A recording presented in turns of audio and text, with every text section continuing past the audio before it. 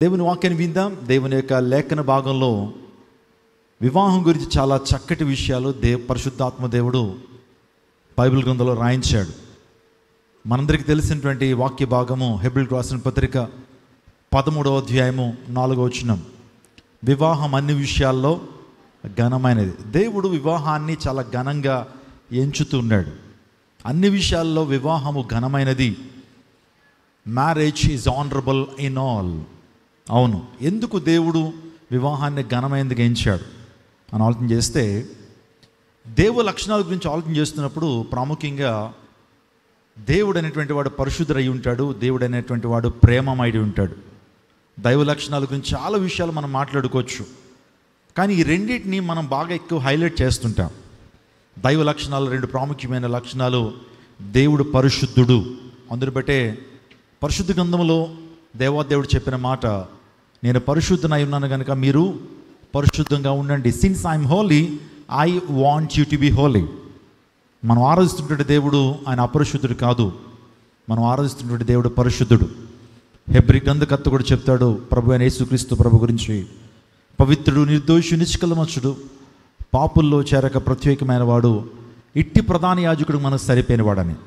కాబట్టి మనం ఆరాధించేటువంటి దేవుడు పరిశుద్ధుడు అనే విషయాన్ని మనం తెలుసుకోవాలి. పరిశుద్ధుడైనటువంటి దేవుడిని మనం ఆరాధన చేస్తున్నాం. రెండోదిగా దేవుడు ప్రేమమయుడు. God is love. God is love. అందుని బట్టే యోహాను 3:16 దేవుడు లోకమని ఎంతో ప్రేమించారు. ఈ రెండు దైవిక లక్షణాలుగా కనబడుతున్నప్పుడు ఈ వివాహంలో కూడా, ప్రతి వివాహంలో కూడా ఈ రెండు లక్షణాలు ఉండాలని దేవుడు కోరుతున్నాడు. వివాహం పరిశుద్ధమైనదిగా ఉండాలి, అదే రీతిగా వివాహంలో ప్రేమ ఉండాలి. పరిశుద్ధత, ప్రేమ. గ్రీక్ లాంగ్వేజ్ ప్రపంచంలో చాలా ప్రాచుర్యం పొందినటువంటి భాష. ఎక్కువ వెకాబులరీ ఉండేటువంటి భాష ఏదైనా ఉందంటే అది గ్రీకు భాషే. తెలుగులో అయితే ప్రేమ అనేటువంటి మాటతో ఆ మాట ఒకటే చూస్తుంటాం, కానీ గ్రీకు భాషలో ప్రేమకు చాలా చాలా అర్థాలు, చాలా మీనింగ్స్, చాలా వర్డ్స్ ఉన్నాయి. తల్లిదండ్రులు పిల్లల మీద చూపించే ప్రేమను సార్జే అంటారు గ్రీకు భాషలో. తోబుట్టువుల మధ్య ఉండేటువంటి ప్రేమను ఫీలియో అంటారు. అంటే స్నేహితుల మధ్య, తోబుట్టువుల మధ్య ఉండేటువంటి ఆ ప్రేమను ఫీలియో అంటారు. భార్యాభర్తల మధ్య ఉండేటువంటి ప్రేమను, అంటే రొమాంటిక్ లవ్ని ఎరోస్ అంటారు. అదే రీతిగా నాలుగవది దైవిక ప్రేమను అగాపే అంటారు. 4 ప్రత్యేకమైన పదాలు ఉపయోగించబడ్డాయి: సార్జే, ఫీలియో, ఇరోస్ అండ్ అగాపే. ఇప్పుడు దేవుడు ఎందుకు వివాహాన్ని ఇంత ఘనంగా ఎంచాడనంటే, అద్భుతమైన విషయం చెప్తున్నాను, మర్మయుక్తమైన విషయం చెప్తున్నాను. వివాహాలు ఈ 4 ప్రేమలో కనపడతాయి. అంటే భార్యాభర్తల మధ్య, తల్లిదండ్రుల మధ్య ఉండేటువంటి ప్రేమ, తల్లిదండ్రుల బిడ్డల మీద చూపించేటువంటి ప్రేమ, బిడ్డలు తల్లిదండ్రుల మీద చూపించే ప్రేమ భార్యాభర్తల మధ్య కనపడాలి అని దేవుడు కోరుతున్నాడు. అదే రీతిగా సహోదరుల మధ్య ఒక ఫ్రెండ్షిప్తో కూడినటువంటి ప్రేమ. ఫెడ్రిక్ నీచే అనేటువంటి ఒక వ్యక్తి, ఫిలాసఫర్, అంటాడు, సక్సెస్ఫుల్ మ్యారేజ్ లైఫ్ అట, హ్యాపీ మ్యారీడ్ లైఫ్ వారిద్దరి మధ్య కూడా ప్రేమ లేకపోవటం వల్ల కాదట. చాలా వివాహాలు ఎందుకు ఫెయిల్ అవుతున్నాయంటే వారిద్దరి మధ్య కూడా స్నేహం లేకపోవటం వల్ల. ప్రేమ ఉంటుందట కానీ స్నేహం లేకపోవటం వల్లనే అన్హ్యాపీ మ్యారీడ్ లైఫ్లు ఉన్నాయని ఫెడ్రిక్ నీచే అభిప్రాయపడతాడు. అంటే భార్యాభర్తల మధ్య స్నేహం చాలా ఇంపార్టెంట్. ఇద్దరు కూడా ఒకరినొకరు మనసిప్పి మాట్లాడుకోవాలి. ఇద్దరి మధ్య కూడా స్నేహపూరితమైనటువంటి వాతావరణం ఉండాలి. విచారం ఏంటంటే, వివాహానికి ముందు బాగా మాట్లాడుకుంటారండి. ఎంగేజ్మెంట్ నుంచి వివాహం వరకు చాలా బిజీగా ఉంటారు వాళ్ళిద్దరు ఫోన్స్లో. కానీ పెళ్ళైన తర్వాత మాట్లాడుకోవడం ఆపేస్తారు. పెళ్ళైన తర్వాత ఇంక మాట్లాడవు. ఆయన ఎవరెవరితో మాట్లాడుతూ ఉంటాడు, ఈమె ఎవరితో మాట్లాడుతూ ఉంటుంది. ఇద్దరి మధ్య ఆ కాన్వర్జేషన్ ఉండదు. ఎప్పుడైతే కమ్యూనికేషన్, ఎప్పుడైతే ఇద్దరి మధ్య లోపిస్తుందో అనుమానాలు, ఆ తర్వాత లేనిపోయినటువంటి సమస్యలు తలెత్తుతుంటాయి. అందుని బట్టి ప్రేమతో పాటుగా స్నేహం కూడా ఉండాలనేటువంటి విషయాన్ని మీకు జ్ఞాపకం చేస్తున్నాను. నేను త్వరగా ఈ సందేశంలో కొన్ని సూచనలు, కొన్ని సజెషన్స్, కొన్ని అడ్వైజెస్ దేవుని వాక్యం నుంచి వారికి ఇవ్వాలని ఆశపడుతున్నాను. వివాహ సందేశాన్ని మనం వింటున్నప్పుడు చాలా జాగ్రత్తగా మనం విందాం. నడు ఒంటరిగా ఉండటం మంచిది కాదు. It's not good for man to be alone. నరుడు ఒంటరిగా ఉండటం మంచిది కాదని ఎరిగి దేవుడు సాటి అయిన సహాయాన్ని ఏర్పాటు చేశాడు. ఏదైనా వనంలో దేవుడు మొదటి వివాహాన్ని జరిగించాడు. ఆ వివాహంలో కర్త, కర్మ, క్రియ మొత్తం దేవుడే. సర్వస్వం ఆయనే ఉండి దగ్గరుండి చూసుకున్నాడు. ఆదాము అవ్వల ఇద్దరి యొక్క వివాహాన్ని జరిగించాడు ఆయన. మనిషి ఒంటరిగా ఉండకూడదు, ఒంటరిగా ఉంటే తొంటరోడు అయిపోతాడంటారు పెద్దవాళ్ళు. అందరు బట్టి సాటి అయిన సహాయం. ఇప్పుడు చెప్పాలి పురుషులందరూ కూడా, స్త్రీ అంటే ఎవరు, భార్య అంటే ఎవరు? పాద్దాస, వాష్ చేయడానికి, ఐరన్ చేయడానికి, అంటే ఫైరింగ్ చేయడానికి, ఎంటర్టైన్మెంట్ కోసం. వైఫ్ అంటే ఒక వ్యక్తి అన్నాడు, W స్టాండ్స్ ఫర్ వాషింగ్ అట, I స్టాండ్స్ ఫర్ ఐరనింగ్ అట, F స్టాండ్స్ ఫర్ ఏంటి, ఫైరింగ్ ఇన్ ద సెన్స్ అంటే కుకింగ్ చేయడం కొరకు. ఆ తర్వాత E స్టాండ్స్ ఫర్ ఎంటర్టైన్మెంట్ అట. కాదు, భార్య అంటే ఎంటర్టైన్మెంట్ కాదు, వాష్ బట్టలు ఉతకడానికి నువ్వు నియమించుకునేటువంటి పాద్దాస్ కాదు. కానీ భార్య అంటే ఎవరు చెప్పండి? సాటి అయిన సహకారి, సాటి అయిన సహకారి. కాబట్టి దేవుని దృష్టిలో స్త్రీ పురుషులిద్దరూ కూడా సమానమే. స్తోత్రం చెప్పండి. ఒకళ్ళు ఎక్కువ కాదు, ఒకళ్ళు తక్కువ కాదు. ఈ విషయాన్ని గమనించాలి. సో ఇద్దరు కూడా ఏక శరీరం అంటాడు. ఇద్దరు కూడా ఏంటి, ఇప్పుడు మనకి స్టీఫెన్ ఉన్నాడు, శ్రీకాంత్ ఉన్నాడు, రోజులిన్ మనకు కనబడుతున్నారు. ఇద్దరు కూడా రెండు శరీరాలు మనకు కనబడుతున్నాయి, రెండు పర్సనాలిటీస్ మనకు కనబడుతున్నాయి. కానీ దైవజనులు వారు పరిశుద్ధంలో వారిని జతపరిచిన తర్వాత, దేవుడు వారిని జతపరిచిన తర్వాత, they will become one flesh. ఇద్దరు కూడా ఏమవుతారు? ఒకే ఫ్లెష్ అవుతారు. అంటే ఏక శరీరం అవుతారు. అంటే దాని అర్థం ఏంటంటే ఇద్దరు యొక్క ఆలోచన విధానం ఒకటైపోవాలి, ఇద్దరు యొక్క అభిరుచులు ఒకటైపోవాలి, ఇద్దరు ఒకే తాటి మీద నడవాలి, ఇద్దరు ఒకే పడవ మీద ప్రయాణం చేయాలి. అంతేగాని రెండు పడవల మీద నువ్వు ఆ పడవ ఎక్కువ నేను ఈ పడవ ఎక్కుతానంటే సంసార జీవితం ముందుకు కొనసాగదు. ఇద్దరు ఒకే పడవ మీద, ఒకే తాటి మీద జీవించాలి. ఇద్దరు కలిసి దేవుని సన్నిధిలో ప్రార్థించాలి, ఇద్దరు కలిసి దేవుని మందిరానికి వెళ్ళాలి. ఏం చేసినా ఇద్దరు కలిసి చేయాలి. ఇద్దరు కూడా ఏక శరీరం. ఒకరికి నొప్పి కలిగినా మరొకరికి ఆ నొప్పి ఫీల్ అవ్వగలగాల. అదే దేవుని యొక్క వాక్యపు మర్మం. ఇందాక దైవజనురాలు చెప్తూ ప్రసంగి రాసినటువంటి మాట, 3 పేటల తాడు త్వరగా తెగిపోదు. అందరూ అనుకుంటాం మంగళసూత్రం అని, గట్టి కట్టరా 3 పేటలో అంటారు. వారి మధ్య సమాధాన బంధం పడకపోతే, వారిద్దరి మధ్య 3వ పేటగా ప్రభువు లేకపోతే 3 పేటలు కాదు 33 పేటలు వేయండి, బంధాలు నిలబడవు. పెళ్ళంటే నూరేళ్ల పంట. కానీ చాలామంది ఆ వివాహాన్ని 100 ఏళ్ల మంటగా చేసుకుంటుంటారు, వారి తీర్మానాలు, వారి నిర్ణయాలను బట్టి. నా ప్రియ దైవజనాగమా, దేవుడు మొదటి వివాహాన్ని ఏదైనా వనంలో జరిగించాడు ఒక ఉద్దేశముతో. Marriage as God design, it is between one man and one woman for entire life. అది దేవుని లేఖనం చెప్తోంది, పరిశుద్ధ వివాహం చెప్తుంది, పరిశుద్ధ గ్రంథం చెప్తుంది. జీవితకాలం ఒకే భార్య ఒకే భర్త, జీవితకాలం ఒకే భార్య ఒకే భర్త. ఇది బైబిల్ చెప్తున్నటువంటి సత్యం. కాబట్టి మీ జీవితంలో ఏ ఒక్కరు కూడా మిమ్మల్ని వేరు చేయకూడదు, మీరు వేరుపరచబడకూడదు. ఇంకో మాట, marriage is the combining of 2 distinct individuals into a new entity and a new family. మీరిద్దరు కూడా ఒక కుటుంబంగా ఈ రోజు నుంచి మీరు ప్రభు యొక్క కృప ద్వారా మీరు రాబోతున్నారు, గృహస్థ జీవితంలోకి మీరు ప్రవేశించబోతున్నారు. కాబట్టి వివాహం అంటే బాధ్యత. చెప్పండి, వివాహం అంటే ఏదో ఎంటర్టైన్మెంట్ కాదు, శరీర కోరికలు తీర్చుకోవడానికి మనం జరిగించేటువంటి కార్యక్రమం కాదు. ఇట్స్ ఎ రెస్పాన్సిబిలిటీ, బాధ్యత. ఇద్దరు కూడా దేవుని లేఖనం భర్తకి కొన్ని బాధ్యతలు ఇచ్చారు, దేవుని లేఖనం భార్యకు కొన్ని బాధ్యతలు ఇచ్చారు. ఆ బాధ్యతలను నెరవేర్చాలి. అందరు బట్టే యెషయా గ్రంథం 43:1 నుంచి 4 వరకు, భయపడకుము, పేరు పెట్టి నేను పిలిచి ఉన్నాను, నీవు నా సొత్తు. కాబట్టి ఇక నుంచి నీ భార్య నీ సొత్తు, నీ భర్త నీ సొత్తు. అంటే దాని అర్థం ఏంటంటే రెస్పాన్సిబిలిటీ, బాధ్యత. వివాహం అంటే బాధ్యత. రెండోదిగా వివాహం అంటే భద్రత. చెప్పండి. అప్పుడు ప్రభు అంటాడు, నేను నీకు తోడై ఉంటానన్నాడు. అంటే దేవుడు భద్రపరిచేటువంటి, అదే రీతిగా నువ్వేం చేయాలి, నీ భార్యను భద్రపరచాలి, ప్రొటెక్ట్ చేయాలి. భద్రత మొదటిది ఏంటి? బాధ్యత, భద్రత. ఇంకొకటి వివాహం అంటే భరోసా. ఏంటి? భరోసా, ఎష్యూరెన్స్. జీవితకాలం పర్యంతము నేను నీకు తోడుగా ఉంటాను, నీకేమి కష్టం రాకుండా చూసుకుంటాను. ఇద్దరు కూడా వైస్ వెర్సా. రెసిప్రోకల్ ఇద్దరు కూడా ఒకరికొకరు చెప్పుకోవాల్సిన మాటలు భరోసా ఇవ్వటం, జీవితకాలము నీతోనే ఉంటానటువంటి ఒక భరోసా ఇవ్వటం. సో స్త్రీ తన యొక్క ఇంటిని, తన ఇంటి పేరును, తల్లిదండ్రులను, సమస్తాన్ని, ఊరిని సమస్తాన్ని విడిచిపెట్టి ఇక ఎవరితో జీవించడానికి వస్తుంది? పెండ్లి కొడుకుతో అంటే శ్రీకాంత్తో జీవించడానికి వస్తున్నప్పుడు రోజ్లిన్ చాలా చక్కగా తాన్ని ఏం చేయాలా? నిష్ఠూర పెట్టకుండా, బాధ పెట్టకుండా తను చూసుకోవాలి. ఎందుకంటే she is going to sacrifice so many things for you. ఎందుకంటే రేపొద్దున వివాహం అయిన తదుపరి సో మీకు బిడ్డలు కలిగేటువంటి ఆ యొక్క క్రమంలో 9 మాసాలు నిజంగా ఆ ప్రెగ్నెన్సీ చాలా చాలా సమస్యతో ఉండేటువంటి ఆ యొక్క పరిస్థితి. నిజంగా ఒక స్త్రీ డెలివరీ అయిందంటే మరొక జన్మ ఎత్తినట్టే అంటారు. ఆమె సమస్తాన్ని విడిచిపెడుతుంది.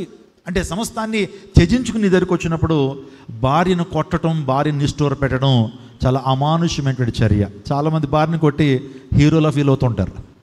భార్యను కొట్టేసి హీరోలా అని చెప్పి మీసం తిప్పుతూ ఉంటాడు ఒక్కొక్క ఆయన.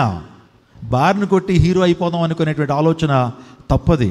బలహీనరాలైనటువంటి భార్యను కొట్టడం దేవుని దృష్టిలో వాక్యము ప్రకారము అది పాపం అనే విషయాన్ని జ్ఞాపకం చేస్తున్నాను. మొదటి వివాహాన్ని దేవుడు ఏదెను వనంలో జరిగించాడు. ఇంకో వివాహాన్ని కూడా మనం జ్ఞాపకం చేసుకోవాలి. అది గలిలేటువంటి కానా అనేటువంటి ఊరిలో యేసు ప్రభు వారు నీవలే నావలే ఒక వివాహానికి ఆహ్వానించబడ్డాడు. Jesus was invited to a wedding at Cana. గలిలయ అనేటువంటి ప్రాంతంలో ప్రభువారు ఆయన వివాహానికి ఆహ్వానించబడినప్పుడు వివాహంలో కొరత ఏర్పడింది. There was a scarcity in the wedding. ఆ యొక్క కొరత మనందరికీ తెలుసు. ద్రాక్షారసం అయిపోయింది. వచ్చినటువంటి వారందరూ కూడా ఎక్కువ మంది వచ్చారో తెలియదు, మరి తక్కువ ప్రిపేర్ చేశారో మనకు తెలియదు. ద్రాక్షారసం అయిపోతే ఆ టైంలో ప్రభు ఆ వివాహంలో ఉన్నాడు కాబట్టి ఆ సమస్యని ఇట్టే పరిష్కరించగలిగాడు. మన ప్రభు సమస్యను పరిష్కరించేటువంటి దేవుడు. ఆయనకు అసాధ్యమైంది ఏది కూడా లేదు. ఉడికిన శారా గర్భాన్ని తెరిచినటువంటి దేవుడు మన ప్రభు. ఎండిన ఎడారుల్లో నదులను ప్రవహింప చేయగలిగినటువంటి దేవుడు మన దేవుడు. ఎండిన ఎముకల్లో జీవాన్ని నింపినటువంటి వాడు మన ప్రభు. మృతతుల్యమైనటువంటి శరీరాలను కూడా జీవంతో నింపగలిగినటువంటి దేవుడు మన ప్రభు. నీటిని ద్రాక్షారసంగా మార్చారు. నా ప్రియదవచనాగమ ప్రతి కుటుంబంలో సమస్యలు ఉంటాయి. ప్రతి వివాహ జీవితంలో సమస్యలు ఉంటాయి. సమస్యలు లేవు అని ఎవరైనా చెప్పగలుగుతారా మీ వివాహ జీవితంలో? ఏమంటే మాకు పెళ్ళి అయిందండి, 10 సంవత్సరాలు అయింది, 15 సంవత్సరాలు అయింది, 4 సంవత్సరాలు అయింది, మాకు ఎప్పుడు గొడవలు అవ్వలేదండి, ఏ సమస్యలు లేవన్నటువంటి వారు దయచేసి చేతులు చూపిస్తారా? మీకు ఒక మంచి బహుమానం ఇవ్వాలనుకుంటున్నాం మేము. ఎవరిని ఉంటే కనుక మేము పేపర్లో ఎక్కించాల్సి వస్తుంది. ఎందుకంటే చాలా గ్రేట్. గొడవలు లేకుండా ఏ కుటుంబం కూడా ఉండదు. ఎవరున్నారా? దైవజనులుగా మేము కూడా చెప్తున్నాం. సో మా యొక్క వైవాహిక జీవితంలో కూడా అప్పుడప్పుడు చిన్న చిన్న సమస్యలు ఉంటాయి. చిన్న చిన్న మాట వస్తుంటుంది. సో సమస్యలు వచ్చినప్పుడు ఆ సమస్యలను ఎలా హ్యాండిల్ చేస్తున్నావు? సమస్య వచ్చినప్పుడు ఆ సమస్యను ఎవరి దగ్గరికి తీసుకువెళ్తున్నావు? నీ జీవితంలో ప్రాబ్లం వచ్చినప్పుడు అది ఏ ప్రాబ్లం అయినా సరే దాన్ని హ్యాండిల్ చేసే విధానాన్ని బట్టి నీ జీవితం ఆధారపడి ఉంటుంది. వివాహంలో సమస్యలు వస్తాయి, వైవాహిక జీవితంలో సమస్యలు వస్తాయి. అలాంటి సమస్యలు వస్తున్నప్పుడు మనల్ని సృష్టించిన దేవుని దగ్గరికి ఆ సమస్యను తీసుకెళ్ళినప్పుడు, మనల్ని కలుగు చేసిన దేవుని దగ్గరికి ఆ సమస్యను తీసుకెళ్ళినప్పుడు ఆయన ఇట్టే పరిష్కరిస్తాడు.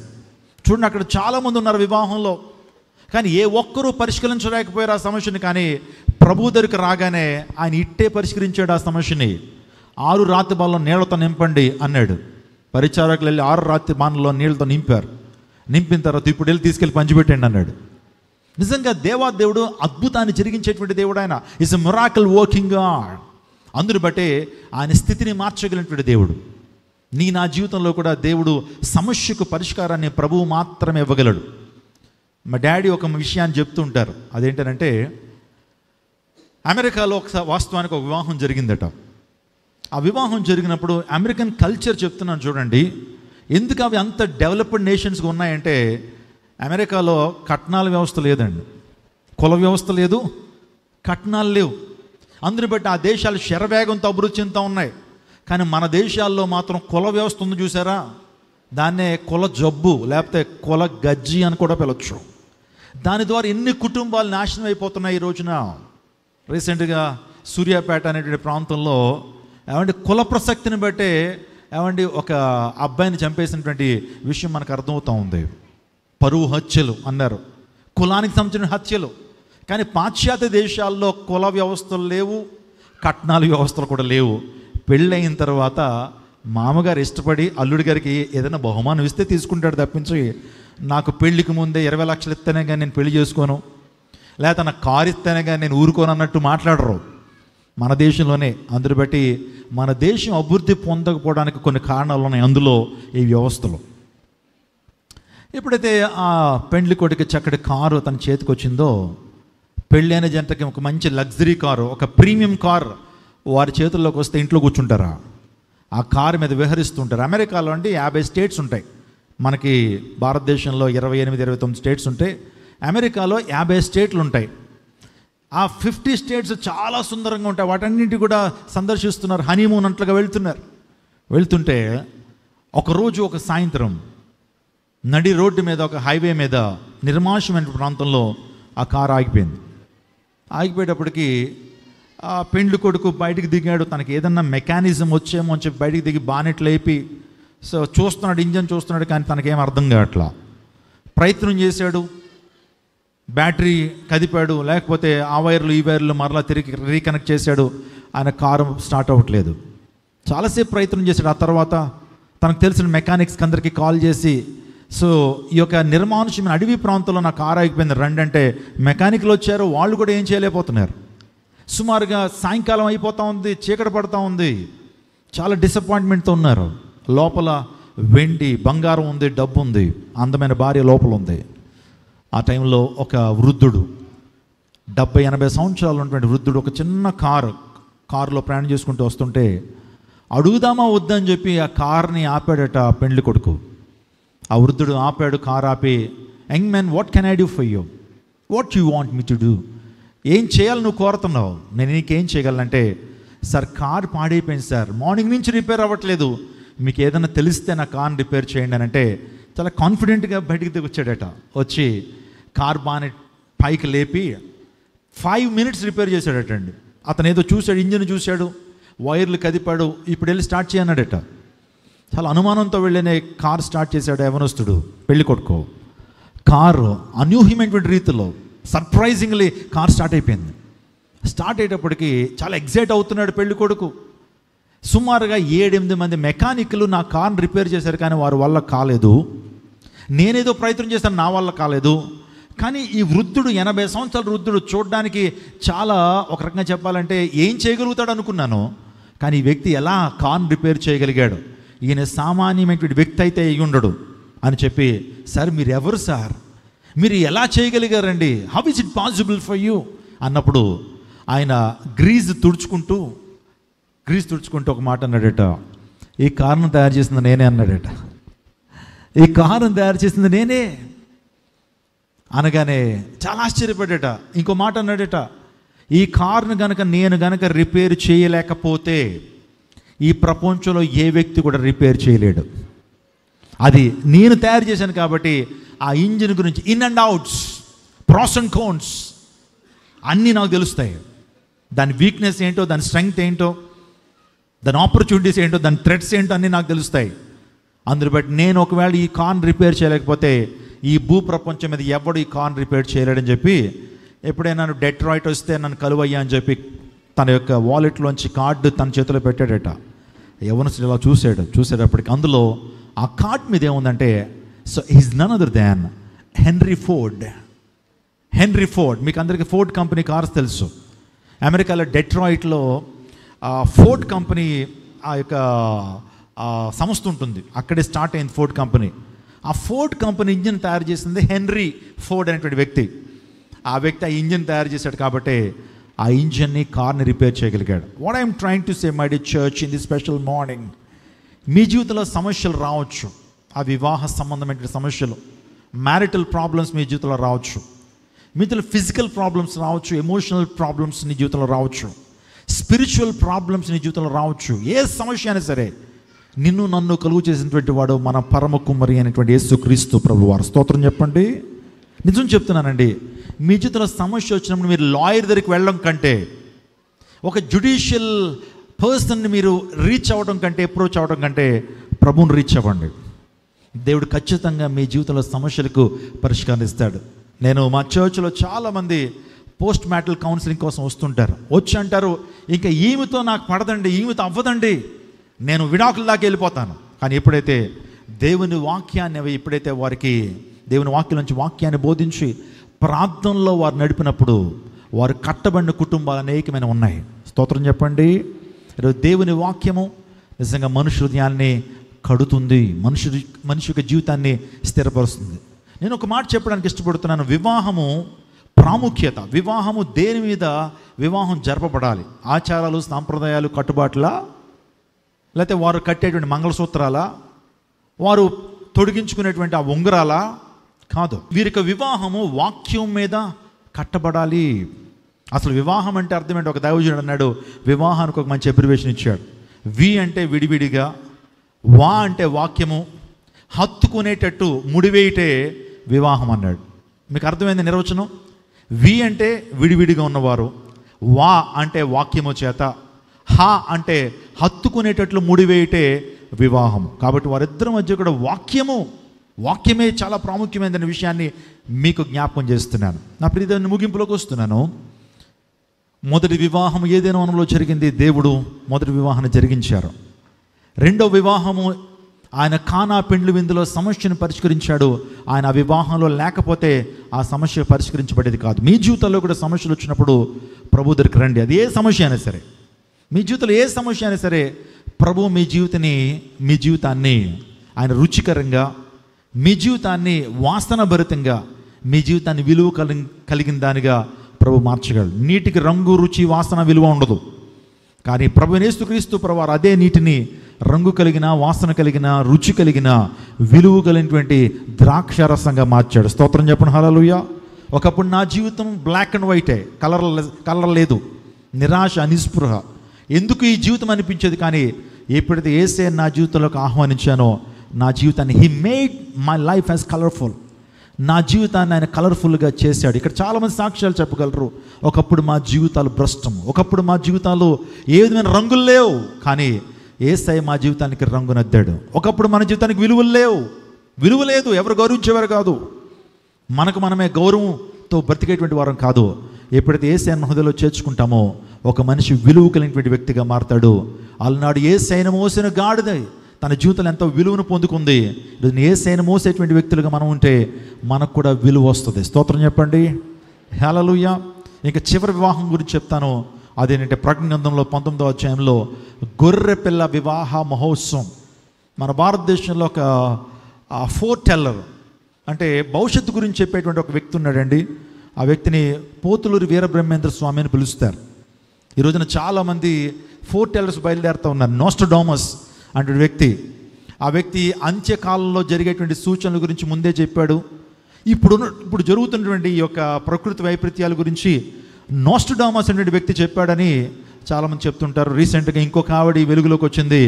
ఆమె ఎవరో వంగ అనేటువంటి ఆమె కూడా చెప్పింది ఆ భవిష్యత్తులు జరుగుతాయి. భారతదేశంలో ఒక ఆయన ఉన్నాడు, ఆయన చెప్పిన యొక్క భవిష్యత్తులు జరుగుతున్నాయని చెప్తూ ఉంటారు. ఆయన తన గ్రంథంలో మరి బైబిల్ గ్రంథాన్ని చూసి చెప్పాడో మరి ఎవరో చెప్పిన విషయాన్ని చెప్పారు నాకే తెలియదు, కానీ ఆయన ఒక వివాహం గురించి చెప్పారు. ఆ వివాహం ఎంత ఘనమైందంటే ఆ వివాహంలో ఉండేటువంటి ఆ పెండ్లి కొడుకు వీరభోగ వసంతరాయల వివాహం అన్నాడు. ఆయన ఏమన్నాడు? వీరభోగ వసంతరాయల వివాహం అంటే దేవుని పెళ్ళే. ఆ దేవుని యొక్క ఆ వివాహం, గొర్రెపిల్ల వివాహం మహోత్సవంలోనట ఆ యొక్క పెండ్లి కొడుకు తెల్లటి గుర్రం మీద వస్తాడట, ఆ తెల్లటి వస్త్రాలు ధరింప చేసుకుని వస్తాడట. నేను అనుకుంటా ఉన్నాను ఆ వ్యక్తి ఖచ్చితంగా గొర్రెపిల్ల వివాహం మహోత్సవం గురించి మాట్లాడుతున్నారు. నిజమే, ఈ రోజున ఈ వివాహము ఒక వివాహానికి సాదృశ్యంగా ఉంది. చాలా జాగ్రత్తగా వినాలి మీరందరూ కూడా. ఈ వివాహం ఒక వివాహానికి సాదృశ్యంగా ఉన్నది. అదే గొర్రెపిల్ల వివాహ మహోత్సవము. ఇక్కడ చూస్తున్నాం మనం, శ్రీకాంత్ని మనం చూస్తున్నాం, అదే రీతిగా రోజుని మనం చూస్తున్నాం. ఈ యొక్క గొర్రెపిల్ల మహోత్సవం ఒకనాడు జరగబోతా ఉంది పరలోక రాజ్యంలో. మన ప్రభువైన యేసుక్రీస్తు ప్రభువు వారు వరుడుగా కూర్చొనబోతున్నాడు. అదే చైర్లో శ్రీకాంత్ కూర్చున్నట్లుగానే అదే రీతిగా వధువు స్థానంలో సంఘము, ఆయన రక్తం చేత కడగమైనటువంటి వారు ఎవరైతే మారు మనసు రక్షణ పొంది నిజంగా తమ వస్త్రాలని గొర్రెపిల్ల రక్తంలో ఉతుక్కుంటారో, నిజంగా పవిత్రమైనటువంటి కన్యకగా ఎవరైతే సిద్ధపడతారో వారు ప్రభు ప్రక్కన కూర్చుంటారు.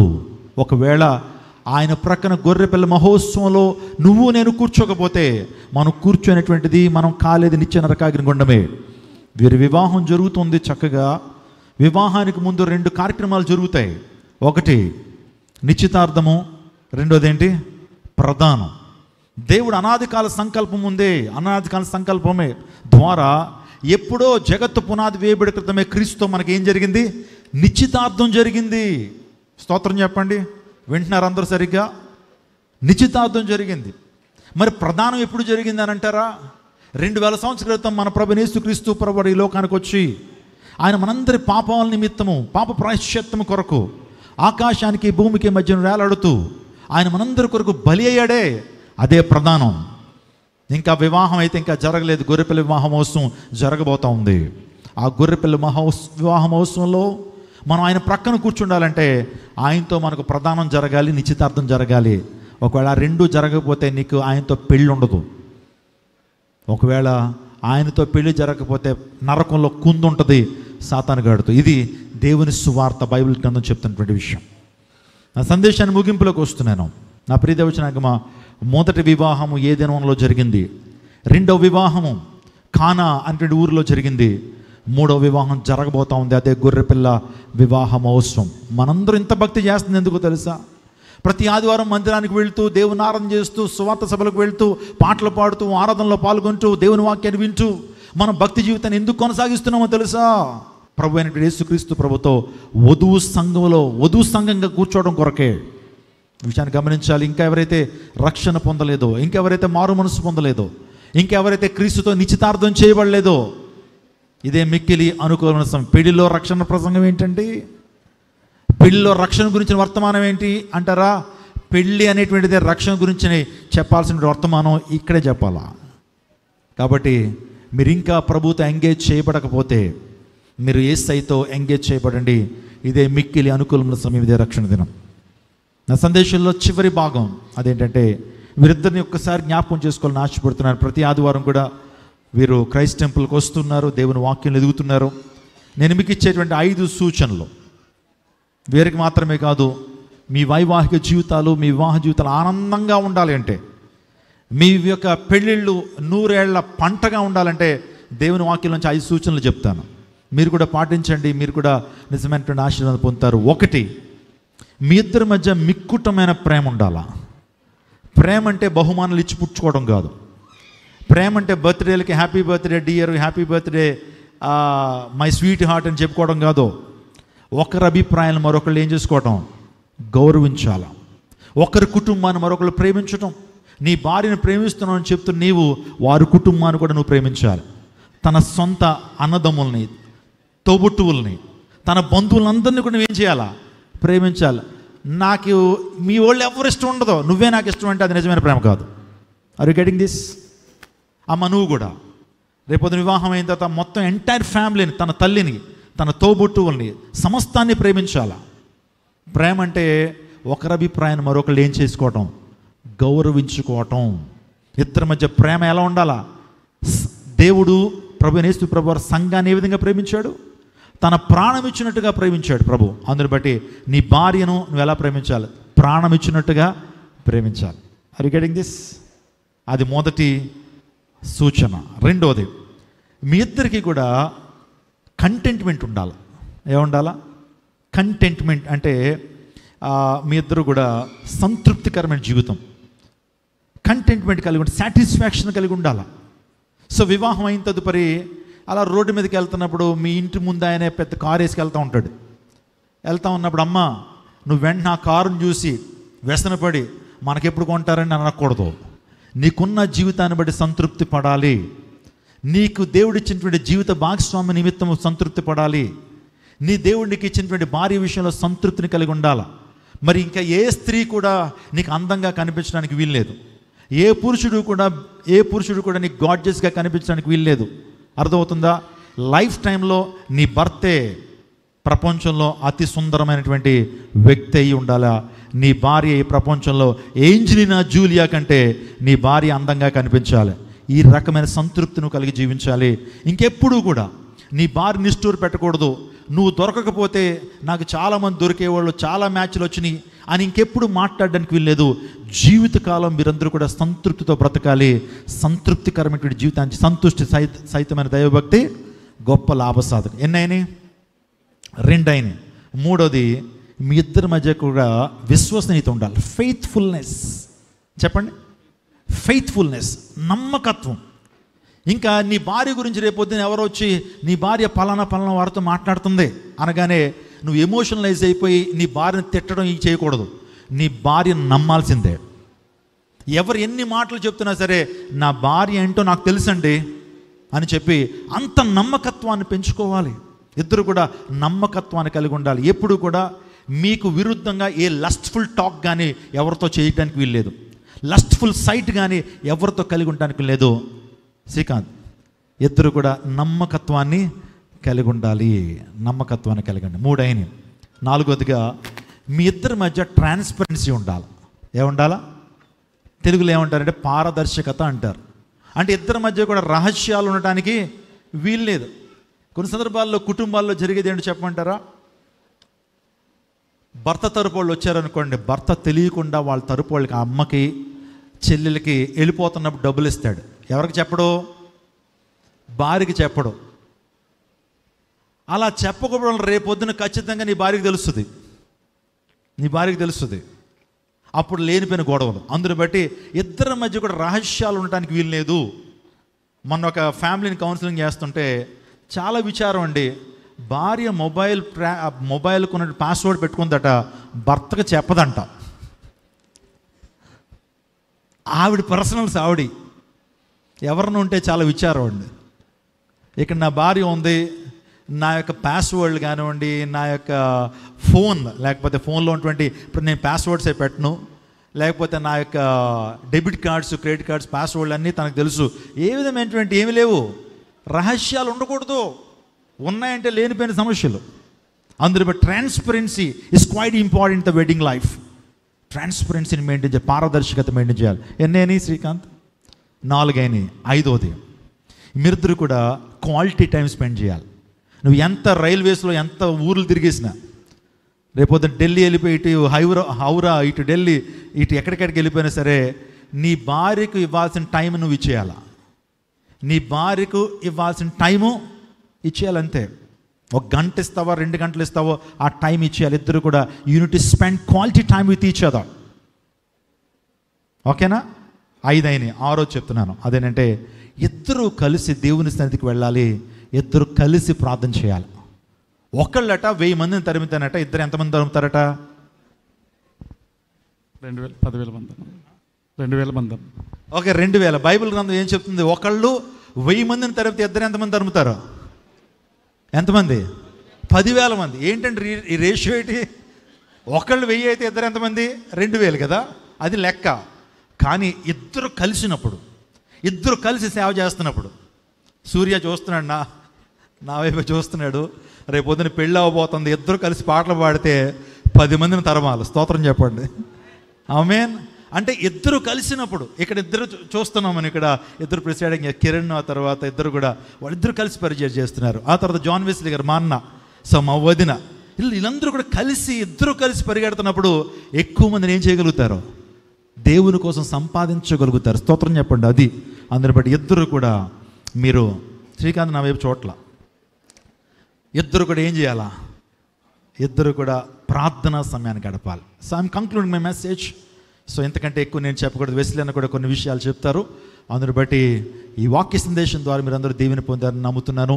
వీరిద్దరు కొరకు ప్రత్యేకంగా ప్రార్థన చేద్దాం. వీరిద్దరు కూడా మంచి వైవాహిక జీవితాన్ని జీవించే ఆదర్శప్రాయమైన జంటగా ఉండాలి. బైబిల్లో అకులా ప్రిస్కిల్లా అనేటువంటి ఆదర్శమైనటువంటి జంట ఉన్నారు. ఇస్సాకు రెబెకా అనేటువంటి ఆదర్శమైన జంట ఉన్నారు.